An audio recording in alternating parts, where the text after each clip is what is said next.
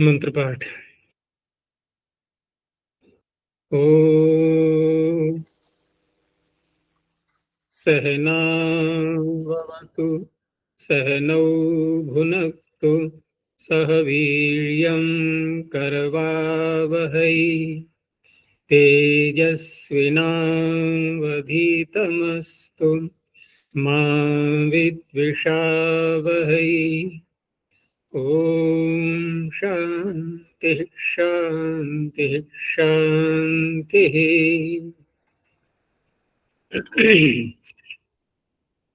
प्रथमा वृत्ति की 440वीं कक्षा, 7वें अध्याय के दूसरे पाद में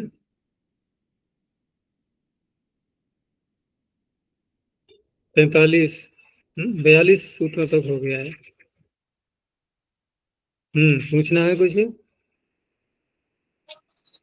अच्छा जी, श्लोक क्रमोरणात्मनेपद निमित्ते सूत्र के काशिका में प्रतिषेध फलम चेदम सूत्रम, उसके बाद स्नु क्रमोर उदित्वाद सिद्ध है। वो उदित्वाद मतलब उदात्त है इसलिए, या उदित कह रहे हैं?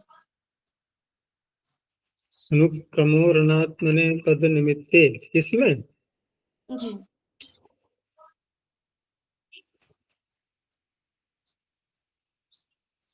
हाँ, प्रतिषेध फलम च इदम सूत्रम स्नु क्रमोः उदित्वात् इट सिद्ध एव। शृणु है ना?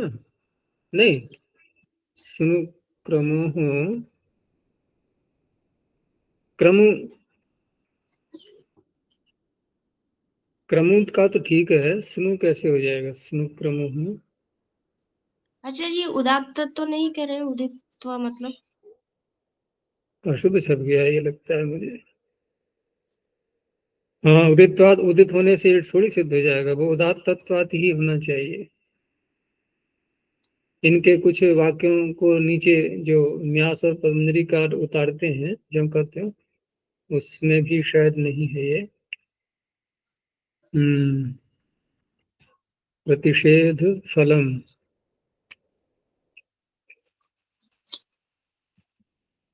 इसमें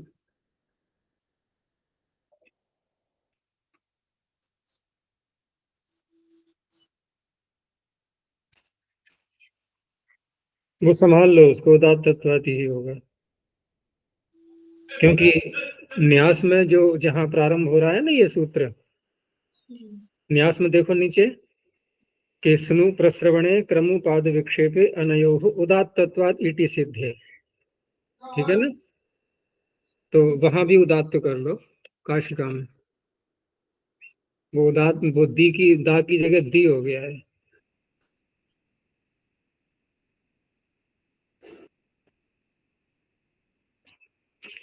हम्म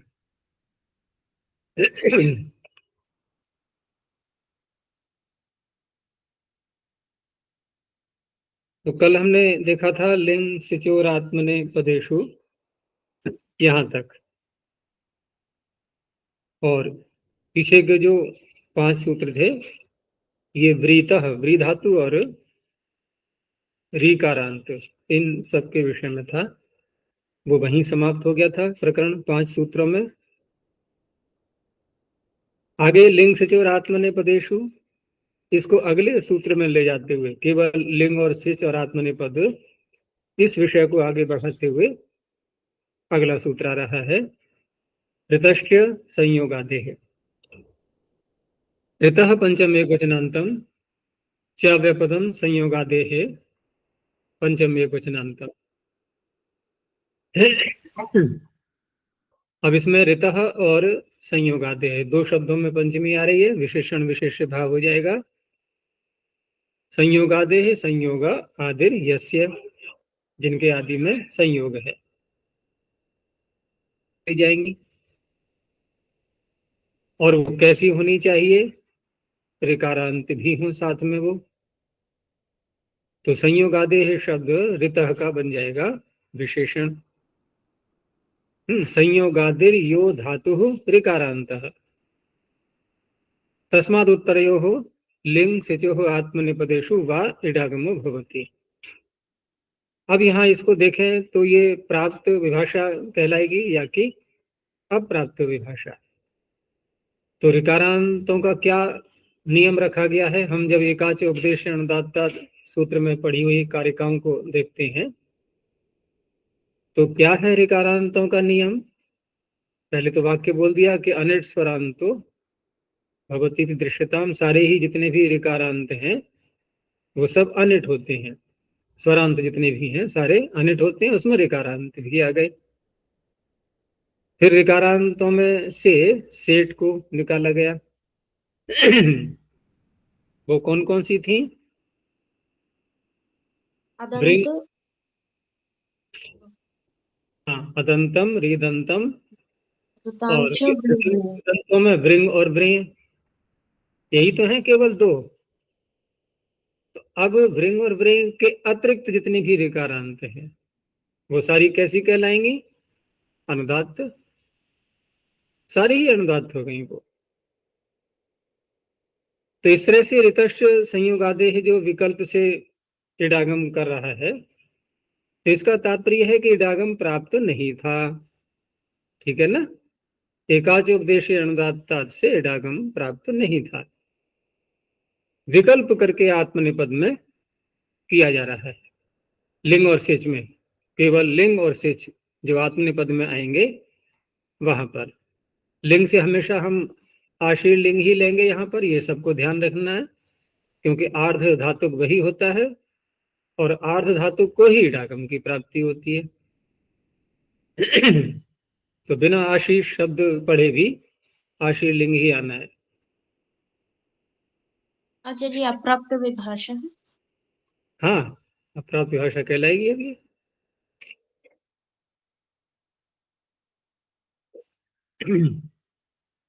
तो इस तरह से उदाहरणों में ध्री धातु ली पहले। अब रही बात संयोग आदि ही लेनी है यहाँ पर। ठीक है ना? संयोग आदि धातु ही यहाँ पर ली जाएंगी, सारी ऋकारांत नहीं। सारी ऋकारांत वृंग और वृंग को छोड़ करके अनुदात्त तो सब है, लेकिन उनमें से जो संयोग आदि में है जिनके, ऐसी ऋकारांतों में अप्राप्त विभाषा के रूप में ये इडागम कराएगा। तो ध्री, स्मृ, ये दो यहाँ पर ले ली गई उदाहरण के रूप में। तो ध्री शिष्ट, ये तो इडागम का अभाव हो गया यहाँ पर। और इडागम जब नहीं होगा तो उस अवस्था में ये जो सीयुट और सुट आत्मनिपद में आ रहे हैं, तो यहाँ गुण की भी तो प्राप्ति हो रही है। आत्मनिपद यहाँ पर उस तरह से नहीं करेंगे, भाव कर्मणों से कर लेंगे, भाव में और कर्म में, क्योंकि आत्मनिपद का हमें उदाहरण दिखाना है। तो आत्मनिपद जब धातु मूल अवस्था में नहीं होती है, अर्थात अनुदात्तेत नहीं होती है, तो भाव और कर्म में ला करके दिखा सकते हैं उदाहरण को। आत्मनिपद दिखाना है तो भाव कर्मणों से आत्मनिपद कर लेंगे। तो यहाँ पर जो गुण की प्राप्ति हो रही है वो कैसे रोकेंगे?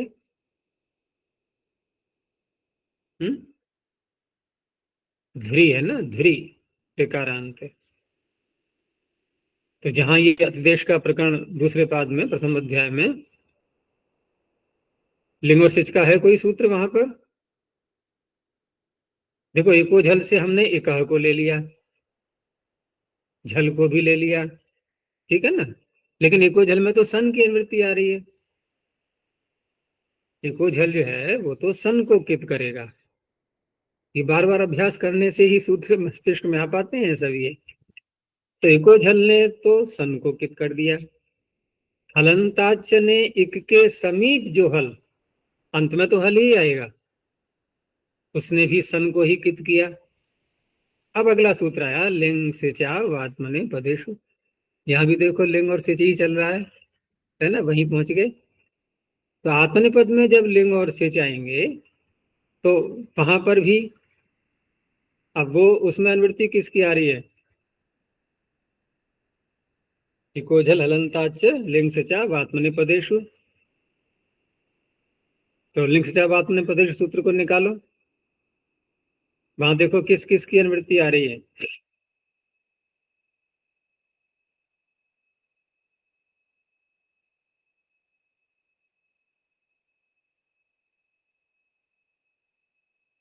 हलंताच है ना ऊपर, तो हलंताच का ही तो संबंध जुड़ेगा। क्या अर्थ है?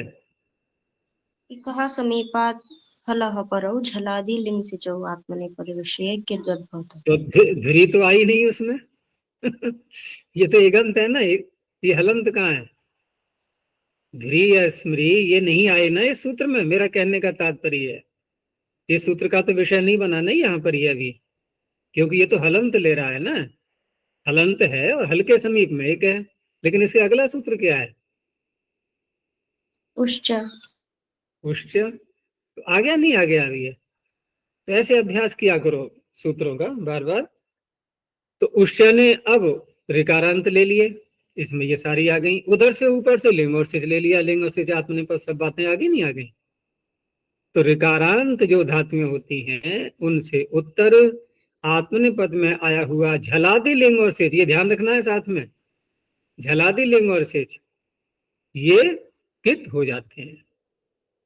तो जिस पक्ष में इडागम नहीं होगा झलादि तो रहेंगे, तो कित होने से धृशिष्ट, क्योंकि सिद्धियां बार बार नहीं दिखाई जाएंगी, वो तो पीछे आ चुकी हैं, बार बार नहीं आती हैं, सूत्र सारे नहीं दिखाए जाएंगे।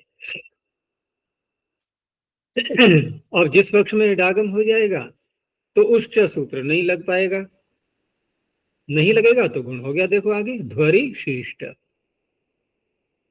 ऐसे ही आगे देख लेना स्मृशिष्ट स्मरिशिष्ट, ठीक उसी प्रकार से सिच का भी उदाहरण हो जाएगा। अध्वरिशाताम, अध्वरिशाताम। अब यहाँ एक वचन का क्यों नहीं दिया उदाहरण?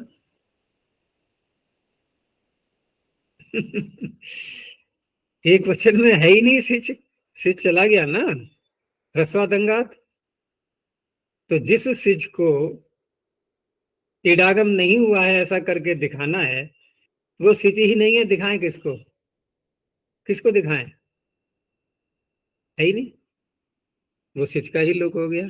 इसलिए द्विवचन में दिखा दिया, दो वचन में यहाँ सिच दिखाई तो दे रहा है कम से कम। तो अध्वरिशाताम, यहाँ भी देखो उच्च सूत्र कित कर देगा, क्योंकि वो लिंग को भी कर रहा है सिच को भी कर रहा है। अध्वरिशाताम अध्वरिशाताम अस्मृशाताम अस्मरिशाताम। चलो आगे। अब यहाँ पर पीछे का जो लिंग सिच का था वो भी समाप्त हो गया, अब केवल अंगस्य का अधिकार चल रहा है। और जो मुख्य सूत्र इडागम करने वाला था पीछे, आर्ध धातु कस्येड बलादे है, ये चलता रहेगा आगे। तो अगला सूत्र है स्वरति सूति सुयति धूयु दितोगा। स्वरति सूति सुयति धूयु दितः पंचम एक वचनांतम वा व्यपदम।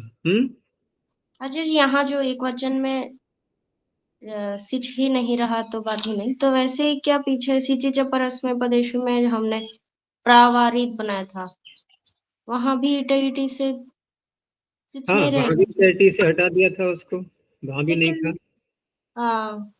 लेकिन लेकिन एक वचन में हो जाएगा, लेकिन अंतर नहीं पड़ेगा, ऐसा हमने हाँ, क्योंकि अगर हम मान लो इडागम कर लेते हैं, जिस पक्ष में इडागम करेंगे, जैसे यहाँ पर अध्वरि शाताम जैसे इन्होंने दिया है द्विवचन में ही, तो अध्वरि शाताम में इडागम दिखा रहे हैं, ठीक है ना। तो ऐसे ही यहाँ पर यदि हम एक वचन में बनाएंगे इसका इडागम जहां हो जाता है इट के पक्ष में, तो क्या बनेगा? बोलो। इडागम हो जाता है तो अध्वारी।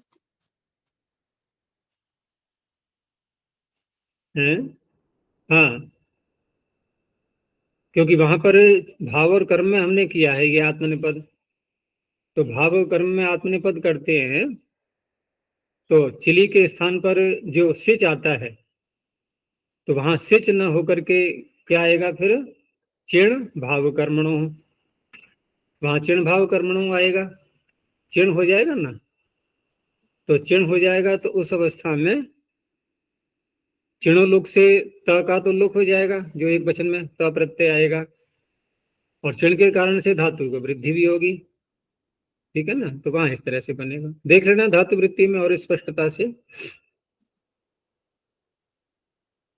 अच्छा, अब जो यहाँ पर ये जो सूत्र धातुएं आई हैं, इसमें स्वरति, सूति, सुयति, धुयो, दितो, वा, इसमें उदित को तो अलग कर दो, जिनमें उकार की संज्ञा है, दीर्घ उकार की, धातु पाठ में उपदेशावस्था में जहाँ उ अनुबंध लगाया गया है उनको अलग ले लिया गया, और बाकी इसमें स्वरति जो दिया हुआ है, तो स्वरति तो स्वरी धातु का ही तो है, ये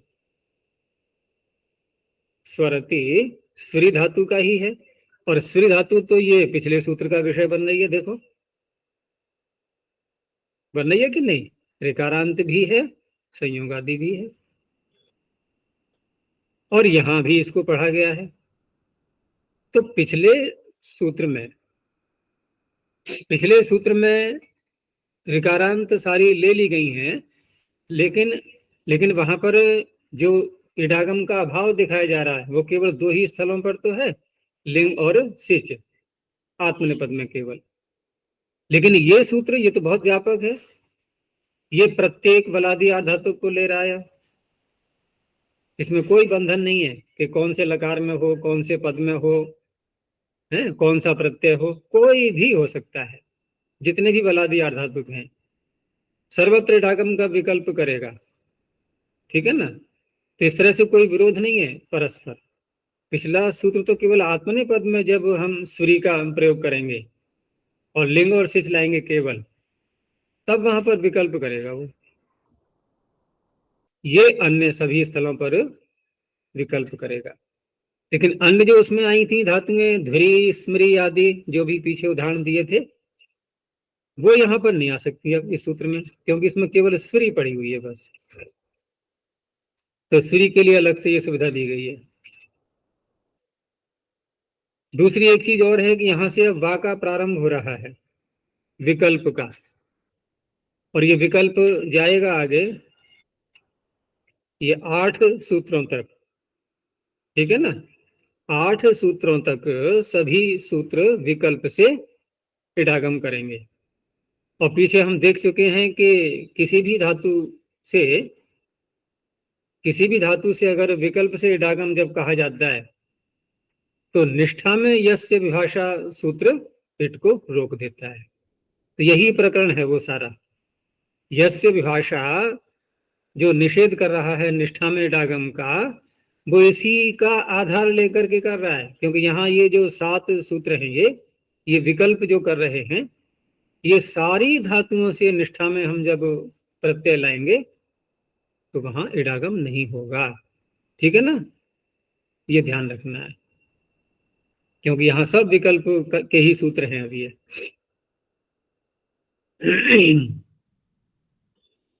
तो स्वरति, सूति, सूयति, धुएं इत्येतेभ्यः उदिभ्यश्च उत्तरस्य वलादेराधातुकस्य वा इडागमो भवति। अब इसमें भी देखो प्राप्त और अप्राप्त भाषा वाली बात जो है वो यहां भी देखेंगे हम, कि इसमें स्वरी धातु ये तो अनुदात्य है ही, पीछे देखा था ना, सारी ऋकारांत व्रिंग और व्रिंग को छोड़ करके सभी अनुदात्य कहलाती हैं, तो ये भी अनुदात्य है, तो इसमें तो अप्राप्त भाषा बनेगी ये।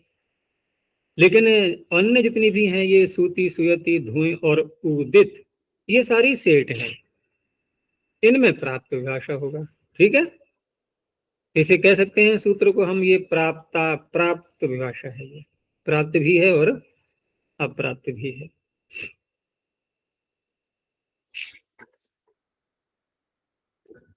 और एक बात कि यहाँ पर ऋतश्च संयोगादे सूत्र भी तो विकल्प ही कर रहा था, क्योंकि पीछे जो आया था ब्री तो वा, वहां से वा चल रहा था। ये वृतोवा में इन्होंने नहीं, वृतोवा नहीं, वृतोवा का तो उसी में था इट शनिवा का जो वा था वो वा पीछे से आ ही रहा था ऋतश्च संयोगादे सूत्र तक, और यहाँ फिर वा पढ़ दिया गया। तो अब इसका समाधान तुम लोग कर सकते हो स्वयं। पीछे कई बार ये ऐसी बातें आ चुकी हैं कि जब किसी की अनुवृत्ति पीछे से आ रही हो और बीच में कोई भी व्यवधान नहीं पड़ा हो और फिर अचानक अगले सूत्र में वही शब्द पढ़ देते हैं, तो इसका तात्पर्य होता है कि पीछे जो शब्द चला रहा है अनुवृत्ति के रूप में वो किसी न किसी प्रकार से अन्य किसी विषय से संबद्ध हो चुका है। तो पीछे का वाक किससे संबद्ध था? लिंग और सिच से, ठीक है ना, वो लिंग और सिच से जुड़ गया था। अब उसको उस तरह से नहीं लेना है हमें लिंग और सिच के लिए, क्योंकि यहाँ तो हमें लिंग और सिच की अनुवृत्ति ही नहीं लानी है, तो फिर अलग से वाह पढ़ दिया है, और कोई विशेष बात नहीं है इसमें। अच्छा जी, इसमें सूत्री स्वरति में जो पूर्व सूत्र से प्राप्त था लिंग और सिच के विषय में, वहां तो प्राप्त भी भाषा है।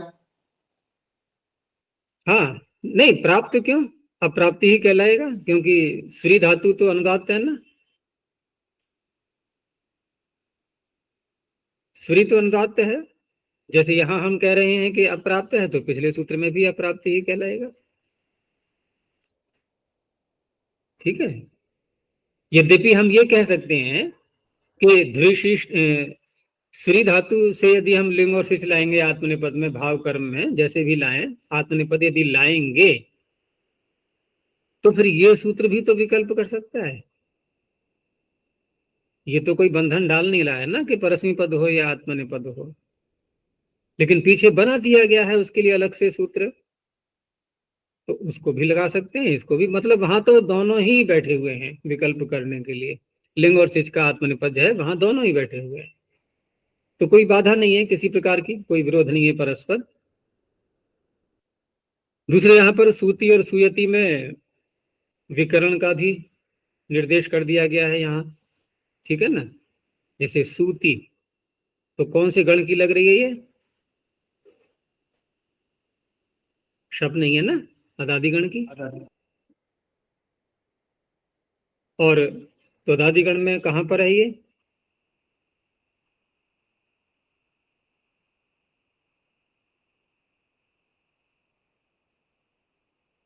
और दूसरा सुयति, सुयति कौन से गण की लग रही है? दिवादी गण की। तो अगर हम केवल सु पढ़ दें तो ये दोनों नहीं आ सकती क्या?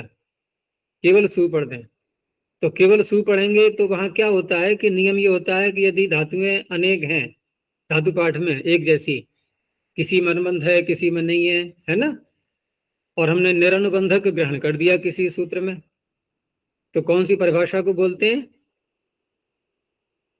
निरनुबंधक ग्रहणे न सानुबंधकस्य ग्रहणम।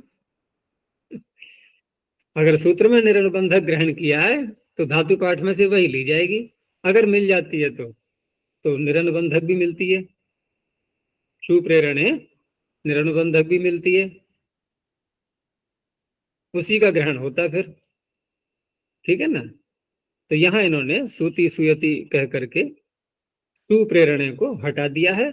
अब क्योंकि जिस गण की बताई जा रही है ये उसी गण की लेनी है, तो वो नहीं ली जाएगी अब। चलो उदाहरण देखो अब। तो श्री का तो स्वरता स्वरिता, और जो शु बताया था मैंने सूती अदादि गण की ली जाएगी, वो शूंग धातु अदादि गण में है, तो उसका प्रसोता प्रसविता। दिवादी गण का हो गया सोता सविता, ये भी शूंग है। धुएं धातु धुएं कंपने, धोता धविता। और उदित जैसे गाहु गाहु विलोडने, तो ये त्रिच का उदाहरण जो दिखाया है इन्होंने, तो सिद्धियां तो पीछे कई बार बना चुके हैं हम लोग, वो ढ को लगा लेंगे, ठीक है ना। और झषस तथोर धोधा, फिर उष्टनाष्टु, फिर ढोढिलोप, तो विगाढ़ा विगाहिता है, गोपु रक्षणे गोप्ता गोपिता, ये उदाहरण इसके बनेंगे। तो इस तरह से ये प्राप्त प्राप्त विभाषा हो गई।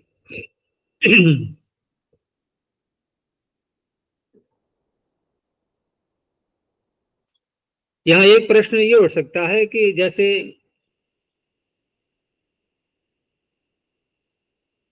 स्वी धातु को ही ले लें हम, तो स्वी धातु से इसने कहा कि जितने भी बलादी आठ धातुक हैं वहां विकल्प से इट होता है।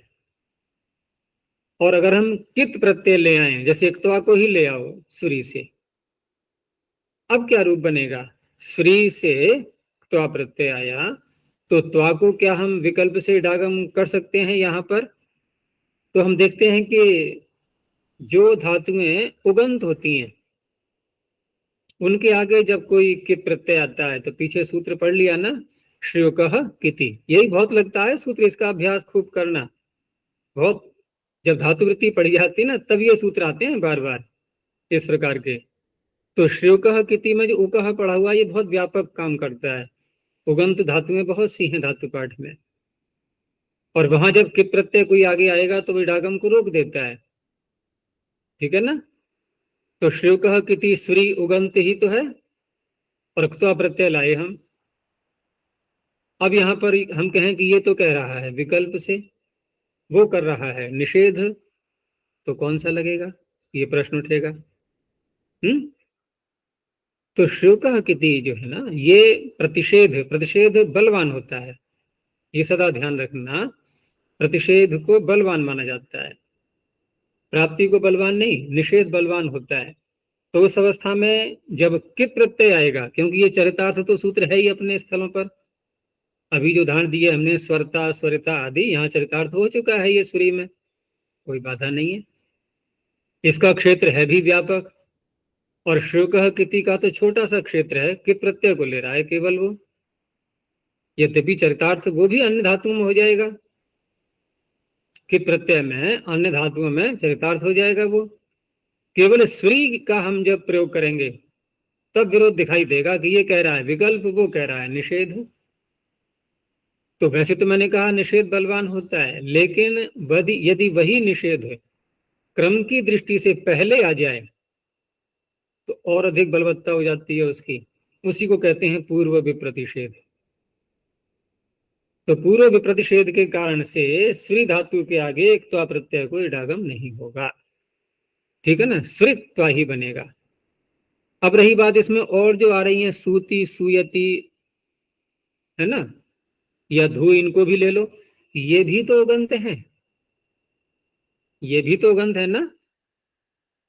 तो यहां पर भी ऐसे ही होगा, त्वा प्रत्यय जब लाएंगे तो सूत्वा ही बनेगा, सवित्वा नहीं बनेगा, धूत्वा ही बनेगा, धवित्वा नहीं बनेगा। यही रूप बनेंगे त्वा प्रत्यय में। चलो आगे देखो अब। प्रधादिभ्यश्च, प्रधादिभ्यः पंचमी बहुवचनांतम च व्यापदम। रधादि कोई अलग से गण नहीं है, ये अवान्तर गण, गण के अंतर्गत आने वाले गण। तो दिवादी गण में देखा होगा एक स्थल पर रथ हिंसा संराध्यो यहां से प्रारंभ होता है, और यहां से आगे 8 धातुओं तक, रथ को भी साथ में जोड़ लेंगे, 8 धातुओं तक जाते हैं। वहां 8 के बाद संभवतः देखना प्रधादय शब्द भी दिया होगा अवान्तर गण को दिखाने के लिए, तो वहां जाकर के उसकी समाप्ति होती है, ठीक है। वो ली गई यहां पर ये 8 धातुएं।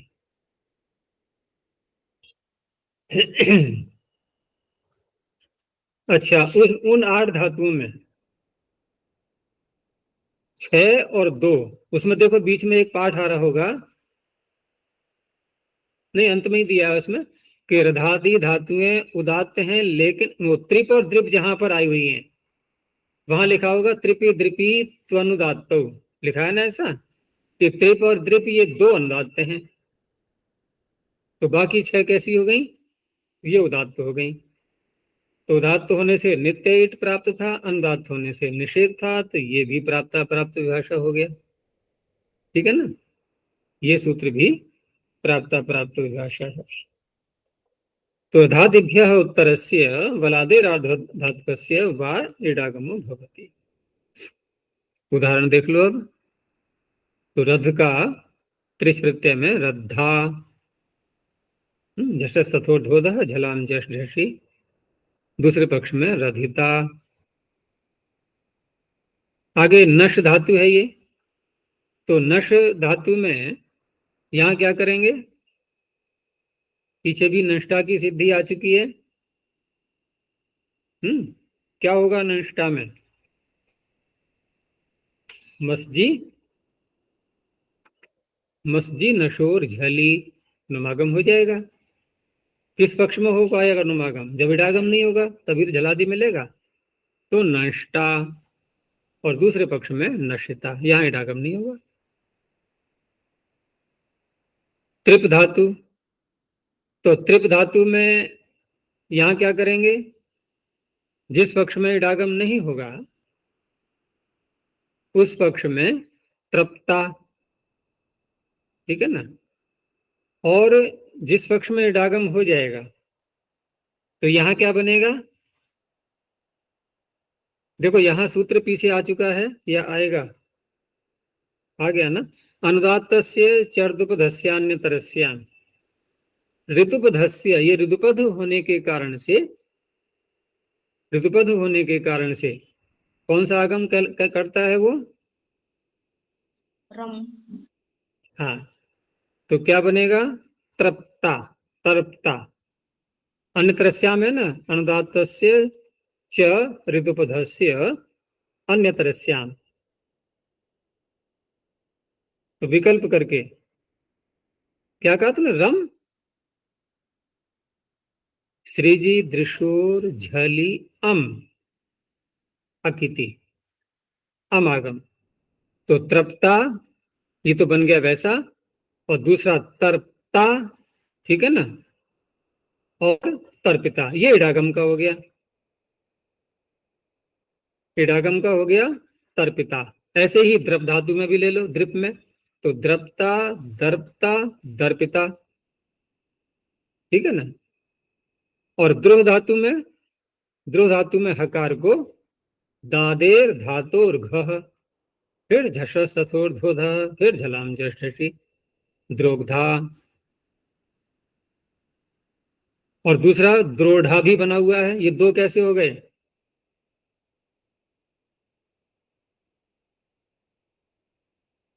दादेर धातुर घ के आगे क्या सूत्र है, वा द्रुह मुह शुह शुभ। उसको लगाना है, उसमें द्रोह आ गई ना, वा द्रोह, तो विकल्प करके हकार को ढकार होगा, हकार को घकार।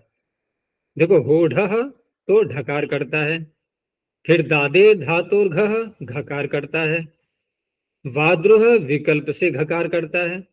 तो जिस पक्ष में घकार करेगा तो द्रोग्धा, जब ये नहीं लगा तो होढ़ा लग जाएगा, तब बनेगा द्रोढ़ा, और द्रोढ़ा जब बनाएंगे तो ढोढ़े लोपा भी लगना है, ठीक है ना, क्योंकि द्रोग्धा में तो ढोढ़े लोपा लगेगा नहीं, द्रोढ़ा में लग जाएगा ढोढ़े लोपा, एक ही ढकार तो दिखाई देगा।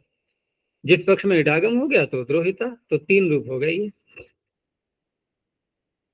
ठीक ऐसे ही मुह धातु में भी, क्योंकि वा द्रुह मुह, मुह भी आ गई उसमें, तो मोगधा मोढ़ा ये दो अलग हो गए, और इट पक्ष में मोहिता, वा द्रुह मुह, अभी भी बात जो है समाप्ति नहीं हुई, फिर शुण्ह भी आ गई उसमें, तो स्नोग्धा स्नोढ़ा, और इट पक्ष में स्नोहिता, और भी रह गई पूरा ही सूत्र आ गया ना, वा द्रोह मोह श्नोह स्नेहा, चार हैं उसमें, चारों की चारों आ गई रधादि गण वाली, तो स्नेग्धा स्नेढ़ा और स्नेहिता सब आ गए उसमें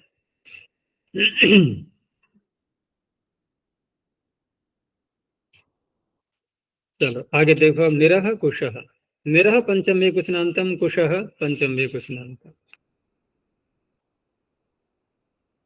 अब निरह कुशा में कुश धातु स्वयं से उदात्त है, उदात्त होने से नित्य ईट प्राप्त था यहाँ पर, तो विकल्प करने के लिए सूत्र आ गया।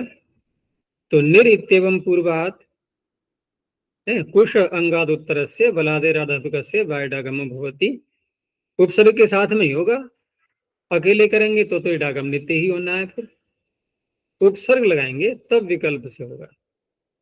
तो निष्कोष्टा निष्कोषिता, निष्कोष्टुम, निष्कोषितुम, निष्कोष्टव्यम, निष्कोषितव्यम।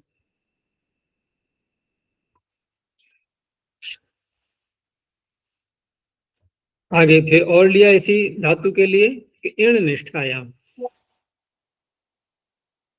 इट निष्ठायाम, इट प्रथम एकवचनांतम, निष्ठायाम सप्तम एकवचनांतम। अब यहाँ बड़ी विचित्रता लगेगी,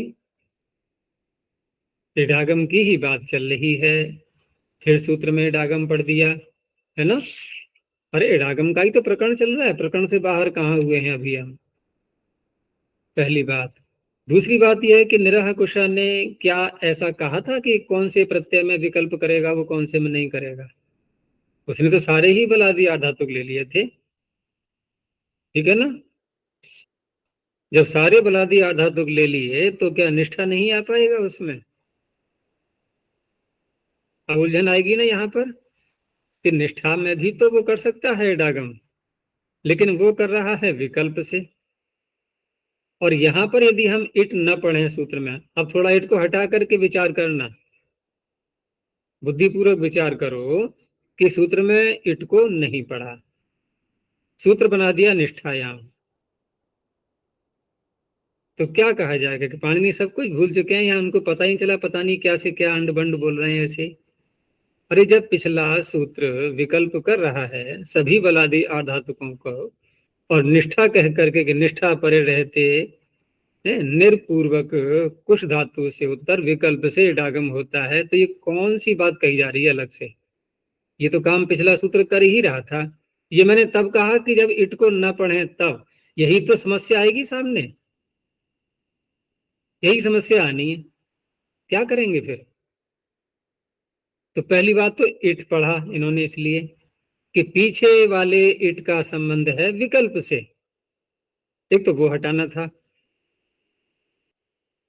अब रही बात कि हटाना था, चलो हटा दिया, हम नित्य इट कर रहे हैं, तो प्रश्न ये उठेगा कुछ धातु उदात्त है कि अनुदात्त है? यहां तक बात समझ में आ गई जो मैंने पूछा अभी तक? यहां तक तो आ गई ना समझ में। तो कुछ धातु तो उदात्त है और हम कह रहे हैं कि निष्ठा में इडागम होता है, ये क्या बात हो गई? रोक कौन रहा था, कौन रोक रहा था? कोई रोक रहा था क्या? है यस्य विभाषा। हाँ, मैं वहीं जाना चाह रहा था अभी कि देखो पीछे कहा गया था विकल्प, और विकल्प चाहे कहीं भी कहा गया हो, यहाँ तो सारे ही बलादी आधातुक ले लिए थे, पीछे कहा गया था विकल्प, तो यस्य विभाषा कैसे इडागम होने देता निष्ठा में?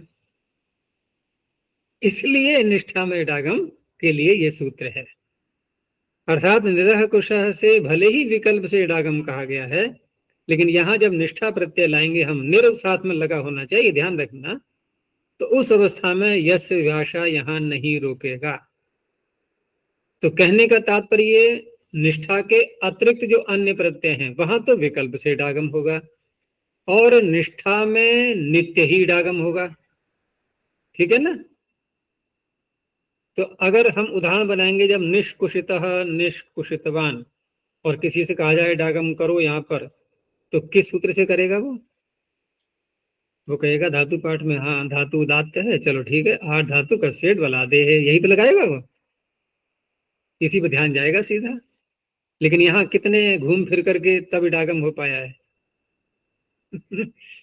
करने को तो हम उससे कर सकते हैं कि धातु उदात्त है बलादी आधातु के, अरे सरलता से हो तो रहा है इडागम, क्या समस्या है? लेकिन निरह कुशः विकल्प कर रहा था, यस्य विभाषा ने रोक दिया, इसलिए इन निष्ठायाम से करना पड़ा। तो निष्कुशितः निष्कुशितवान, ये इन दोनों सूत्रों का परस्पर संबंध हो गया। अब अगला देखो। अच्छा जी, निष्ठा में निर रहते ही होगा ये, केवल निष्ठा हो तो निषेध ही होगा यस्य विभाषा। देखो केवल निष्ठा हो तो जहां तक मैंने अभी बताया था कि उलझन दिखा करके छोड़ा था मैंने कि उलझन आएगी, लेकिन वहां फिर ये भी तो प्रश्न उठता है कि उलझन क्यों आएगी? हम सूत्र को सार्थक बनाएंगे जैसा भी है वैसा, तो सार्थक बनाते बनाते पहुंचेंगे कहां पर फिर हम?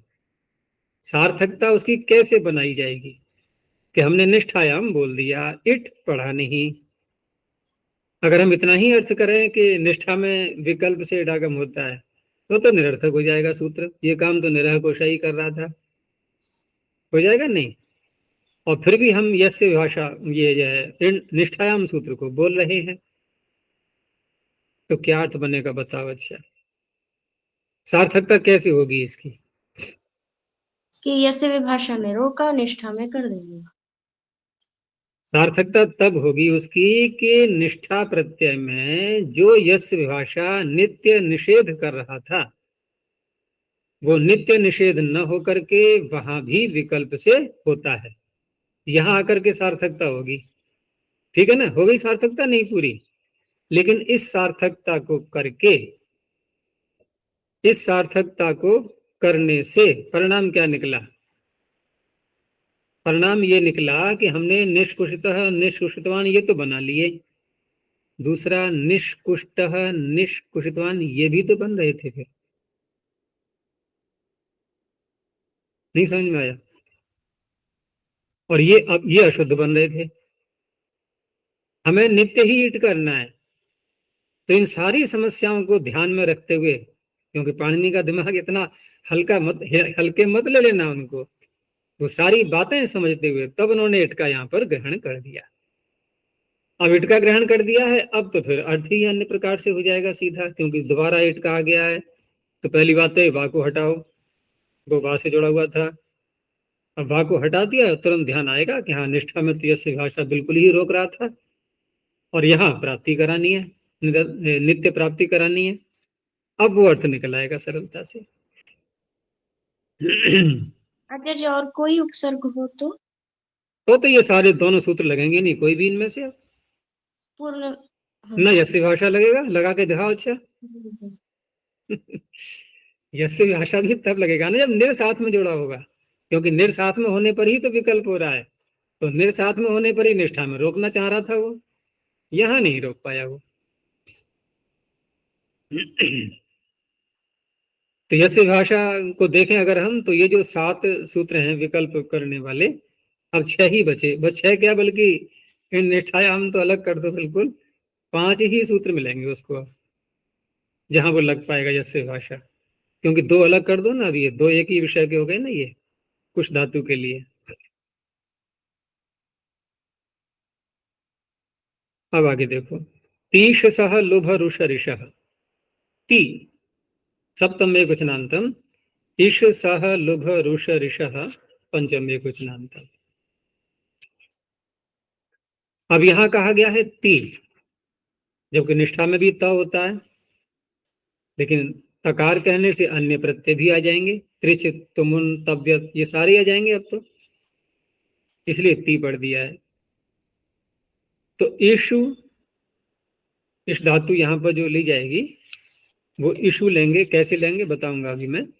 तो इशु सह लुभ रुष ऋष इत्येतेभ्यः तकारादौ आर्ध धातु के वा इडागमो भवति। तो विकल्प करके यहाँ इडागम कहा जा रहा है, तकारादि बलादि आर्ध धातु प्रत्यय परिणते। अच्छा, अब जो धातु यहाँ पर इस धातु जो ली गई है, तो वो कौन से गण में आती है? इशु इच्छायाम, तो दादी गण में आती है। इच्छति इच्छतः इच्छन्ति, एक तो वो ली जाएगी। और दूसरा जो है शह धातु, ये तो शह मर्षणे है, सहन करने अर्थ में, और लुभ गार्ध्य ये हो गया। और रुष धातु जो है, रुष और ऋष ये दोनों एक ही साथ पड़ी हुई हैं धातु पाठ में, याद है सूत्र? रुष ऋष हिंसायाम, ठीक है ना, ये हिंसा अर्थ में। और वेद में बहुत प्रयोग होता है इन दोनों धातुओं का, लोक में तो नहीं दिखाई देगा। कहीं कहीं पर हम जैसे बोल देते हैं कि ये व्यक्ति रुष्ट हो गया, तो रूठने को रुष्ट कहना बोल देते हैं। तो रूठना भी एक हिंसा ही अर्थ भरा हुआ है उसमें, भाई उसकी इच्छाओं का हनन हुआ ना, उसकी इच्छाओं की हिंसा हो रही है, इसलिए वो रूठ रहा है, उसकी कामना पूरी नहीं हो पा रही है। तो ये हिंसा अर्थ में आती हैं दोनों। तो यहाँ पर भी हम इन सब धातुओं को देखें तो सारी की सारी उदात्त हैं। ये उदात्त होने से नित्य ही ईट प्राप्त था, लेकिन तकारादि प्रत्यय में विकल्प होगा, इसलिए ये सूत्र है। अच्छा, और निष्ठा प्रत्यय भी तकारादि होता है, ठीक है ना। तो यहां तो कर दिया गया विकल्प इनको, और निष्ठा प्रत्यय लाएंगे, अब क्या होगा।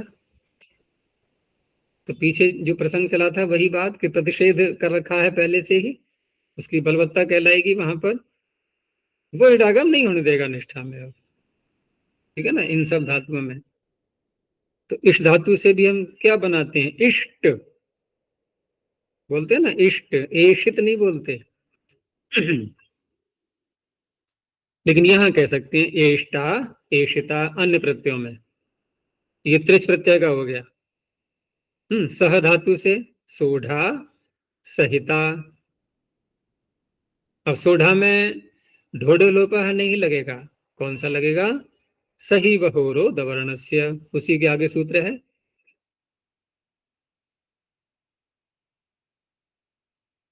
ढलो पे पूर्व से दीर्घ। हाँ, वो वहां पहुंच गया था ढोढ़ लोप में, ढलो पे पूर्व से दीर्घ होना, ठीक है ना।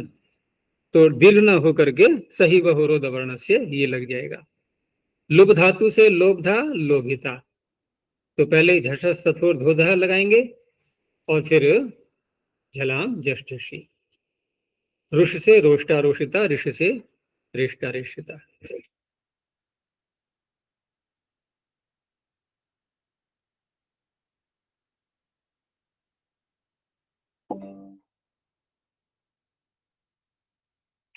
अब इसमें यह प्रश्न उठ सकता है कि इस धातु जो सूत्र में पढ़ी है यहाँ पर, उससे हम केवल तुदादी वाली ही क्यों ले पा रहे हैं, क्योंकि एक दिवादी गण में भी आती है इस धातु,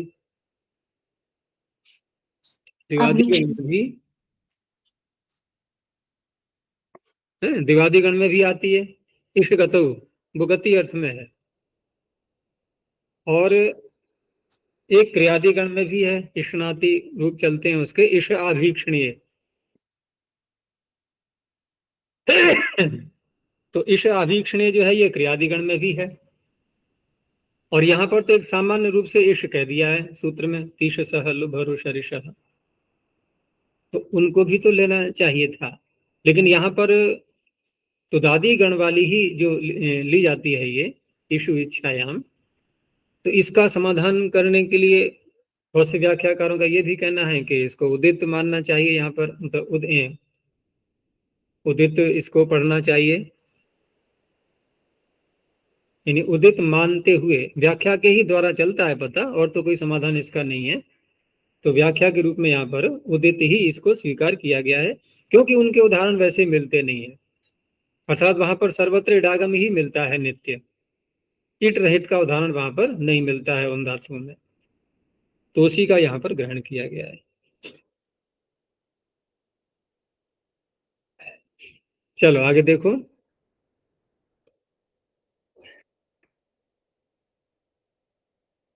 शनि वंतर्द भ्रज दंभु श्री श्री यूर्ण भर ज्ञपि सना। शनि सप्तम एक वचनांतम, इवंतर्ध भ्रज दंभु श्री श्री यूर्ण भर ज्ञपि सनाम षष्ठी बहुवचनांतम। इसमें इवंत ये शब्द अलग है, बहुरी समास करके जोड़ा गया है इसमें, कि इव अंते ये शाम, जिन धातुओं में धातु पाठ में इव अंत में दिखाई देता है, अनुबंध हटा के देखेंगे, ध्यान रखना। जैसे दिवादी गण की धातु पहली कौन सी है, देवु, तो ओकार को नहीं देखना है हमें, अनुबंध को नहीं देखना है। अब देखो अनुबंध हटा करके क्या है अंत में, तो इव, इस तरह की धातुएं सारी आ जाएंगी इस सूत्र में, बाकी और पढ़ दी गई हैं। दूसरा, इडागम का तो विकल्प चल ही रहा है, लेकिन अभी तक जो हम कर रहे थे वो बलादि आधातुक सभी ले रहे थे, फिर पीछे तकार आदि साथ में जोड़ दिया गया था। अब यहाँ इस सूत्र में केवल सन प्रत्यय को ही लेना है बस, केवल सन प्रत्यय में इडागम करेगा ये विकल्प से।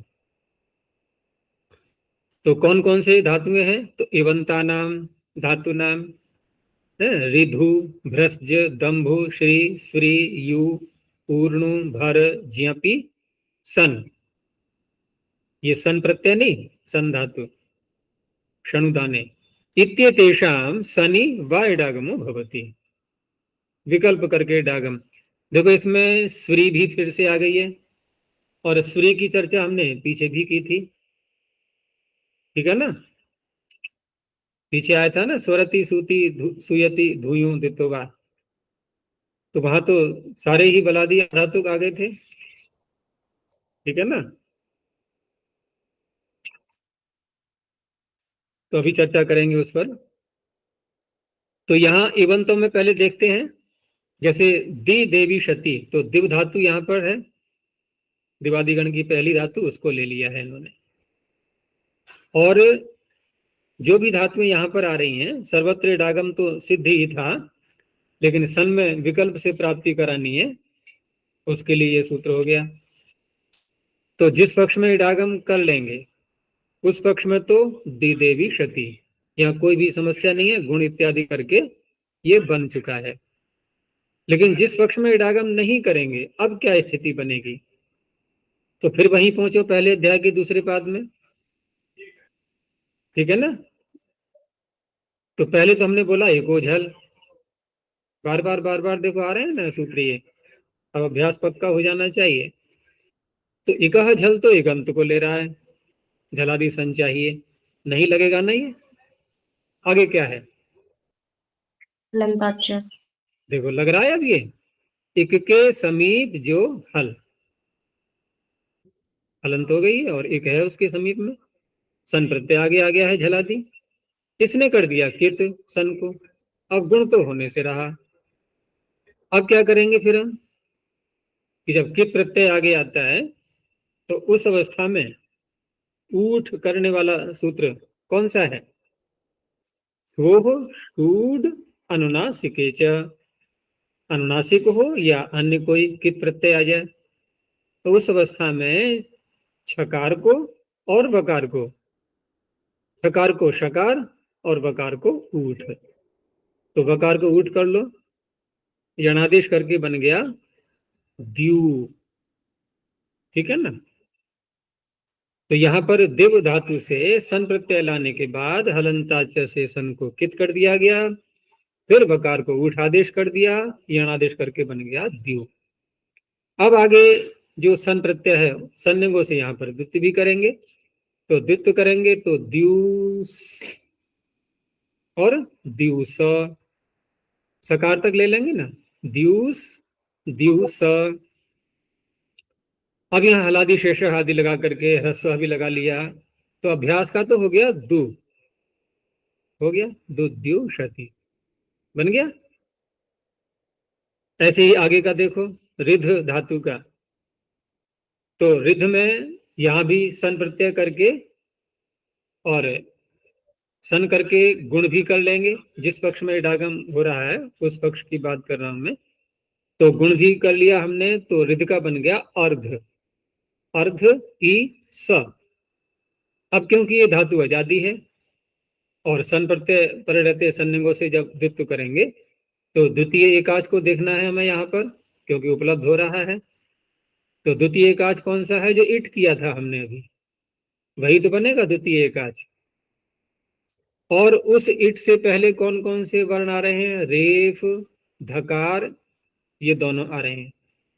रेफ को द्वित्व होता नहीं है, संयोग के आदि में हो तो नंद्रा संयोग आदि है, तो धिस को द्वित्व होगा, यानी अर को अलग कर दो प्रारंभ में, अर आगे रह गया धिस और धीस, अर धिस धीस, धिस में क्या बचेगा, धी, धा को दा कर दो, दी अर दी धिस और दी धीशति, ये बन गया। अब जिस पक्ष में इडागम नहीं होना है तब थोड़ा फिर इसमें और भी कार्य होगा। तो जब इडागम नहीं हुआ तो फिर हलंताच सूत्र का विषय बन गया। अब ये उसने सन को कर दिया कित, कित होने से लाभ क्या हुआ, गुण रुक गया है बस केवल, और तो कुछ नहीं करना है इसमें। अब गुण रुक गया है तो रिध और सा। अब यहाँ पर एक सूत्र अन्य जो इसी धातु के लिए है, आप ज्ञप्य रिधाम ईद, इसमें आ गई ना रिध, तो सन प्रत्यय पर रहते ये ईकार आदेश करेगा, लेकिन किसके स्थान पर, तो ऊपर क्या है इसके सूत्र ध्यान है? सनि सनि, मी मा घु रघ लघ शक पत पदाम अच इस। पदाम अचह इस, अचह पड़ा हुआ है उसमें, अच के स्थान पर इस होता है। हम यहाँ पर अलौंत्य से नहीं लगाएंगे या अनेकाल शित सर्वस्य नहीं लगाएंगे, क्योंकि अनेकाल है ना इस, तो कहाँ होगा ये? अच के स्थान पर। तो रिध में अच क्या दिखाई दे रहा है?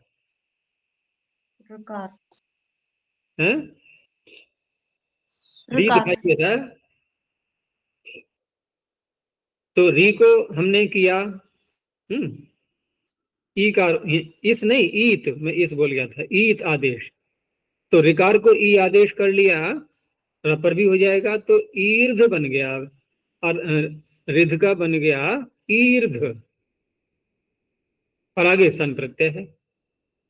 अब यहां पर भी जब द्वित्व करेंगे तो आजाद है द्वितीय से। कौन सा दिखाई दे रहा है द्वितीय एकाश? इडागम तो हुआ नहीं है, तो द्वितीय एकाश दिखाई दे रहा है हमें। सन में जो स में आ है वही तो दिखाई दे रहा है, ईर्ध और स। तो स को जब द्वित्व करेंगे तो उसके पूर्व के धकार और रेफ ये भी तो आ रहे हैं, ये भी साथ में आ गए। रकार रेफ को करना नहीं है, तो धकार, सन का सकार और अ, ये द्वित्व में जाएंगे अब। लेकिन हलादि शेषः करके क्या बचेगा? ध, कुछ भी करते रहो, अंत में जाके पता है परिणाम क्या निकलेगा? अत्र लोपोऽभ्यासस्य। हम करते कर रहे हैं परिवर्तन, बचेगा ही नहीं, अभ्यास में कुछ भी नहीं शेष रहने वाला है, तो सारे का ही लोप हो जाना है। ठीक है, हलादि शेषः भी लगा लो, सब कुछ कर लो। लेकिन आप जब परिधामी जब सूत्र लगाया जाता है तो वहां पर उसके आगे ही जो है ना सन मीमा से लेकर के जो प्रकरण प्रारंभ होता है, फिर जब अत्र लोपोऽभ्यास से सूत्र आता है तो अत्र से तात्पर्य वहां पर वही है, पीछे का जो प्रकरण है सारा वो वहां अभ्यास का लोप कर देता है।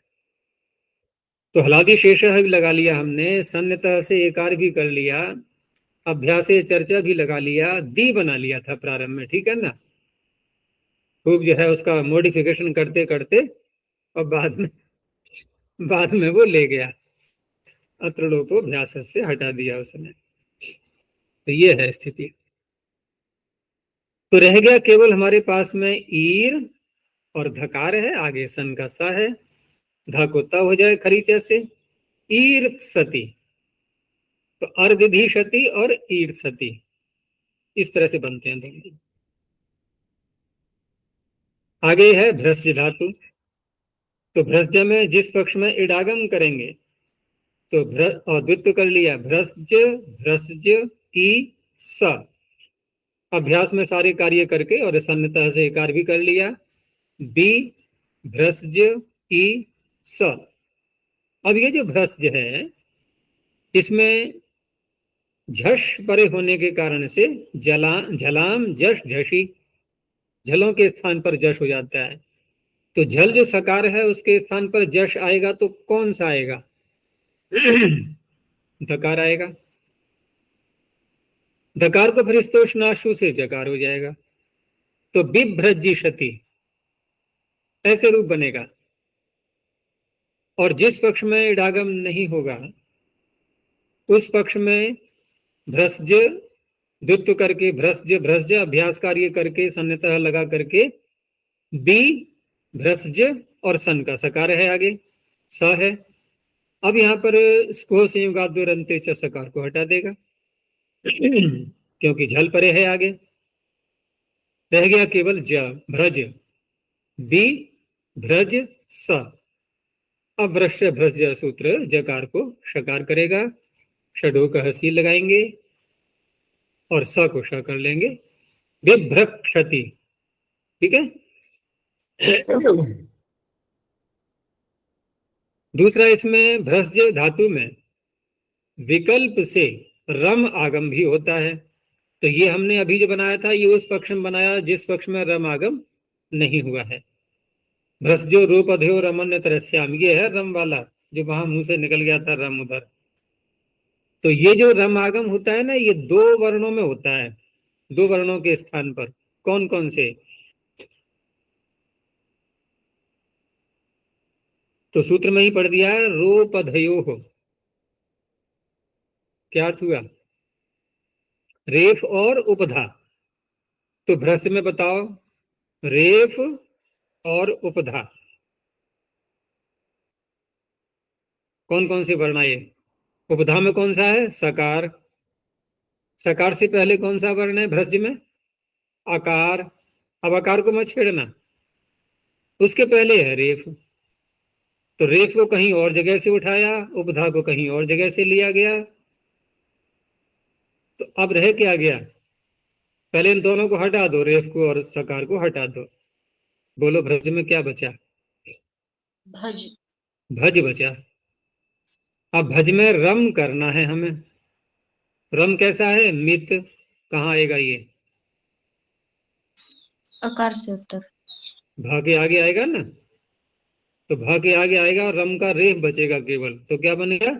भर्ज। ये बना। तो भर्ज जब बनाएंगे तो उस अवस्था में द्वित्वादि सारे कार्य करके अभ्यास में तो बी बन ही जाएगा। तो बी भर्जी क्षति, ठीक है ना? बी भर्जी क्षति। और रेप से उत्तर यर को द्वित्व भी कर सकते हैं, विकल्प से है यद्यपि वो, अचोराभ्याम द्वे। तो जकार को हम 2 बार भी बोल सकते हैं और 1 बार भी बोल सकते हैं, दोनों प्रकार से बन जाएगा। तो विकल्प से करता है ये।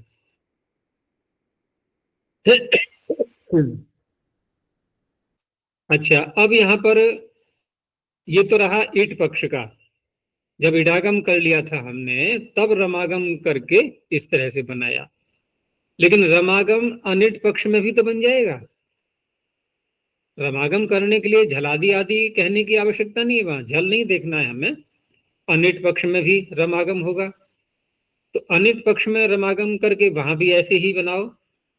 तो वहां पर सारे कार्य वही होने हैं ज्यों के त्यों, धातु भज ही बचेगी और रम करके भर्ज हो जाएगा। उसके बाद द्वित्व आदि सारे कार्य कर लो, केवल इडागम को मत करो। तो बी भर्ज सती, वृश्य भ्रज लगाओ, ठीक है ना? षडो का हसी लगाओ। विभर क्षति, बी भर क्षति, वह इस तरह से बनेगा। अब क्या रह गया इसमें? ये हो गया आगे दंभ धातु। तो दंभ धातु में जिस पक्ष में इडागम होगा तो कोई नया कार्य नहीं है, दिदंभी क्षति, ठीक है ना? सन्निता आदि लगा करके दिदंभी क्षति। अब जिस पक्ष में इडागम नहीं होगा उस पक्ष में देखो, उस पक्ष में दम से सन प्रत्यय करने के बाद अब फिर वहीं जाएंगे सनि मीमा घूर अभ लभ सूत्र के पास में, उधर बोलो आगे सूत्र। आप ज्ञ पिरधामी दंभैच्य। हाँ, दंभ इच्य। देखो इसके पीछे था ईत, आप ज्ञप्य धाम ईत, और ये कर रहा है दंभ इत, और च से वो भी ले रहा है। उसको अकेले संतोष नहीं है केवल एकार से, ऊपर से उसने ईकार भी ले लिया कि एकार भी होगा और ईकार भी होगा, ये दोनों करेगा। तो हमें अभी अब 2 प्रकार के रूप बनाने होंगे। तो पहले हमने एकार वाला ले लिया, लेकिन इत करेगा किसको ये? तो ऊपर से अचह की अनुवृत्ति भी आ रही है शनि मीमा से, अच के स्थान पर ही करेगा एकार आदेश।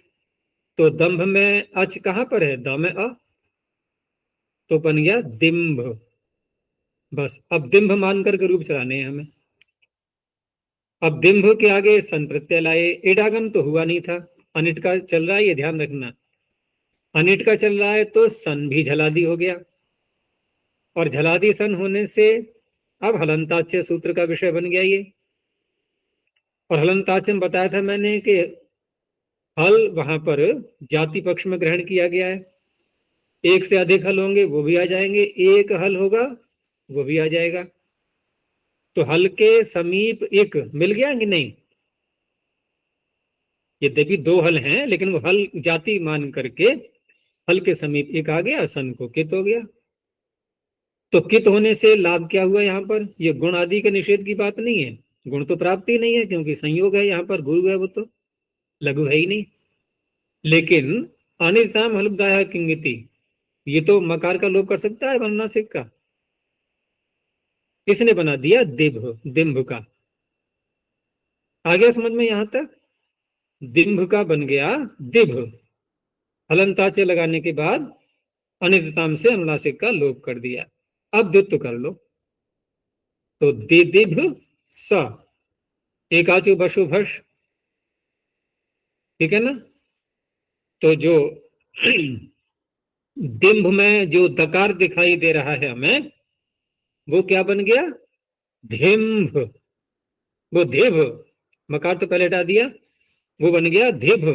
और जो अभ्यास था ना, तो अभ्यास का तो वहां पर अत्रलोपोभ्यास से बैठा हुआ है, उसने अभ्यास का लोप कर दिया, तो धिभ और सा।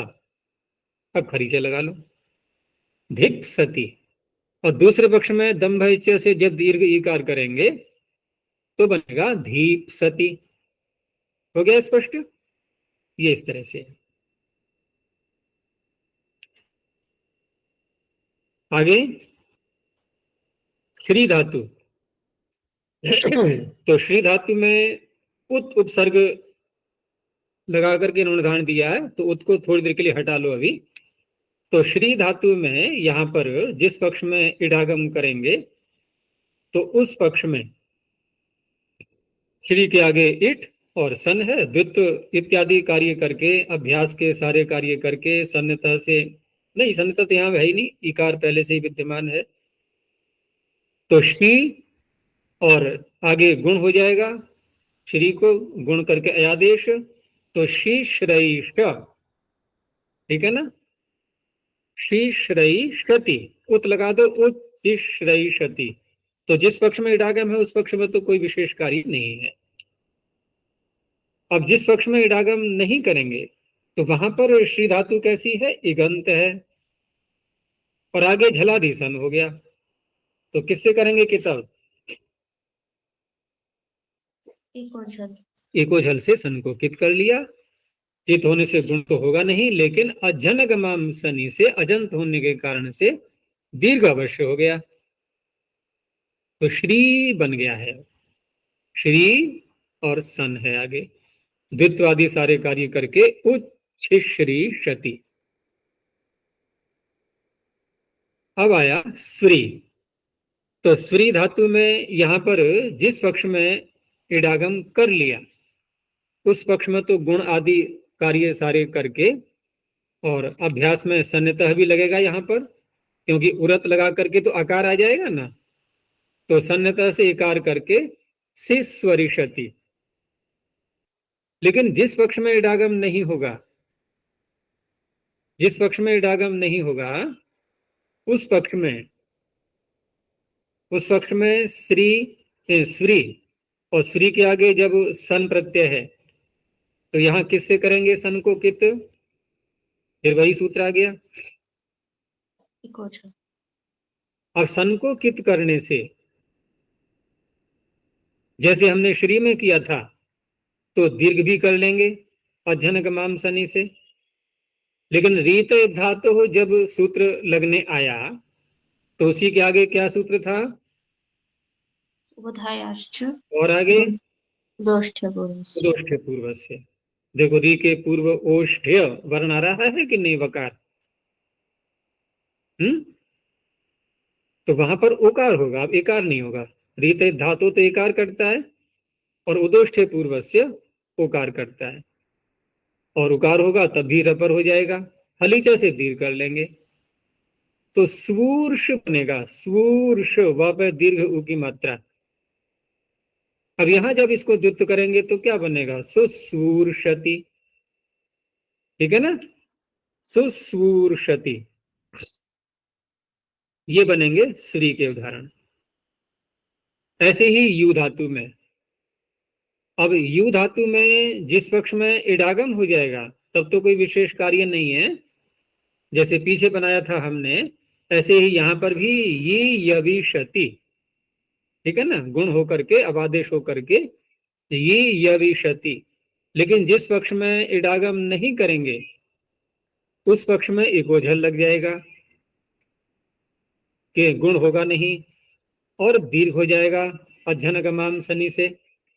तो क्या बनेगा? युयुषति, युयुषति। ऐसे ही ऊर्णु धातु में भी है। अच्छा जी, यहाँ सन्यतः किसमें? युयुषति में? हम्म। अच्छा, आकार दिख रहा है इसमें, शनि अतः आकार तो आए पहले, आकार आएगा। हाँ, वहां बन गया था जिस पक्ष में इडागम किया था ना, उस पक्ष में हमने गुण कर लिया था पहले। पहले यू स, यू को गुण करो, यो इडागम हो गया है, यो ई स, यानी कि यविस बना चुके थे। यविस बना करके द्वत्व किया था हमने, और यविस बना करके द्वत्व करेंगे तो क्या कहेंगे फिर भाई? यव यव। अब वहां पर आकार दिखाई दे रहा है हमें, अब सन्निधि लग जाएगा तो ये यविषति, ठीक है ना। लेकिन यहां नहीं लग पाएगा, यहां तो उकार है पहले से ही। ऊर्णु धातु में भी ऐसे ही है। ऊर्णु में जब इडागम हो जाएगा तो वहां पर गुण हो करके ऊर्णो ई स, यानी प्र को हटा दें अगर हम, तो ऊर्णु न विशति। यहां क्या हुआ है कि यहां पर एक सूत्र वही जो उपदेश प्रकरण में था, गांव कुटा दिव्य के आगे विजयित विभाषोर्ण हो, तो विभाषोर्ण हो विकल्प से कित भी ङित भी कर रहा है प्रत्ययों के लिए, ठीक है ना। विभाषोर्ण हो वो विकल्प से ङित भी करेगा, सन का उदाहरण चल रहा है तो सन को ङित भी करेगा विकल्प से। तो जिस पक्ष में ङित नहीं होगा उस पक्ष में तो गुण हो जाएगा, और जिस पक्ष में ङित होगा उस पक्ष में अचेष्णु धातु भ्रुवाम सूत्र से उगम हो जाएगा। तो जब गुण करेंगे तब तो प्रोर्णु नविशति, और जिस पक्ष में गुण नहीं होगा उगम हो जाएगा तो प्रोर्णु नुविशति, ठीक है ना। ये दोनों बने जबकि हमने इडागम कर लिया था, और जिस पक्ष में इडागम नहीं करेंगे उस पक्ष में तो कित हो जाएगा इकोझल से, और उसके बाद कित होने से गुण तो होगा नहीं, अध्यनगमाम शनि से दीर्घ हो जाएगा। और द्वितीय एकाच को द्वित्व करना है, ये ध्यान रखना है इसमें, नू को ही द्वित्व होना है, तो प्रोर्णु नु शति ये उस पक्ष में बनेगा। भ्री धातु का जो कि भौदिगण में आती है उसी को लेंगे, क्योंकि सूत्र में पढ़ा हुआ है भर ज्ञपी सनान, तो भर संकेत देकर के पाणिनि शब्द का निर्देश लेना चाह रहे हैं, यानी कि भौदिगण वाली भ्री धातु उसी को लेना है यहाँ पर। तो जिस पक्ष में इडागम करेंगे तो विभरिष्यति, और जब इडागम नहीं होगा तो यहाँ पर भी वही बात है कि जब अध्यनगमाम शनि से दीर्घ कर लेते हैं तो रीत धातु न लग करके कौन सा लगेगा? उदुष्ठे पूर्व से। तो जैसे पहले बनाया था हमने उदुष्ठे पूर्व से लगा करके सुस्वूर्षति, ऐसे ही यहां बनेगा बुभूर्षति, ठीक है ना। आगे दिया है ज्ञप धातु का, तो ज्ञा धातु से णिच प्रत्यय ला करके और वृद्धि है और आकार, और फिर पुकागम अर्तिहृवली, फिर मित होने के कारण से मिताम ह्रस्व, तो कुल मिलाकर के अंत में जाके हुआ ज्ञपी, ठीक है ना। अब ज्ञपी धातु से सन प्रत्यय लाया जाएगा। सूत्र में तो ज्ञप पढ़ा हुआ है, लेकिन ज्ञप कह करके पुकागम तो दिखा रहे हैं पाणिनि, और पुकागम दिखा रहे हैं तो पुक तभी तो आता है जब णिच प्रत्यय आता है, तो हमें निजंत बना करके ही उदाहरण दिखाना है यहाँ पर, ठीक है ना। तो ज्ञपी धातु से सन प्रत्यय हुआ। अब द्वित्वादि सारे कार्य कर लो, गुण अयादेश जी ज्ञापयिष्यति, लेकिन जिस पक्ष में इडागम नहीं होगा उस पक्ष में है विशेषता, तो वहां पर ज्ञप और स, ज्यपी और स, इडागम तो हुआ नहीं है। जो जपी में ई दिखाई दे रहा है वो तो णिच का ई है, और वो भी बचेगा नहीं, क्योंकि णेरनेटी उसको हटा देगा। तो रह गया ज्यप स। अब यहां पर आप ज्यप्य रिधाम ईत, ठीक है ना, अच के स्थान पर ईकार कर लेंगे, तो क्या बन गया, जीप। और द्वित्वादि करके जो भी लाएंगे हम, वो सारा अत्रलोपोभ्यास से हटा देगा। तो जीप सती, इस तरह से बनता है ये। अंत में धातु है सन, शणुदाने। तो सन धातु से भी जिस पक्ष में इडागम हो जाएगा, उस पक्ष में तो सी सनी शती, यहाँ कोई विशेष कार्य नहीं हुआ। लेकिन जिस पक्ष में इडागम नहीं होगा, तो वहां पर झलादि सन होने के कारण से जन सन खनाम सै झलो हो, सन प्रत्यय वहां पड़ा हुआ है, उससे हो जाएगा आकार। आकार होकर के सन का बन गया सा। अब जब यहां पर द्वित्व करेंगे तो यहां तो लग जाएगा सन्नतः सूत्र, ठीक है ना। और वो ह्रस्व लगाने के बाद, ह्रस्व लगाने के बाद सन्नतः से आकार को इकार हो जाएगा। तो सी शा सती, ये इस तरह से बनेंगे इसके रूप। तो इसमें सिद्धियां कुछ अधिक हो गई हैं, एक बार और अभ्यास कर लेना, देख लेना दोबारा, कहीं कुछ रह गया हो तो बाद में उसको पूछ लेना। अभी यहीं तक रखते हैं। प्रणोध्वनि। ओ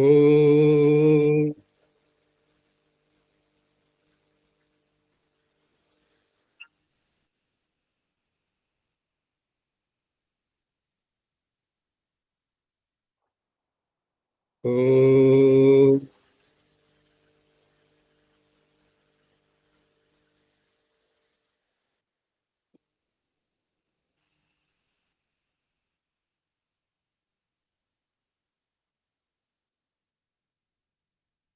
ओ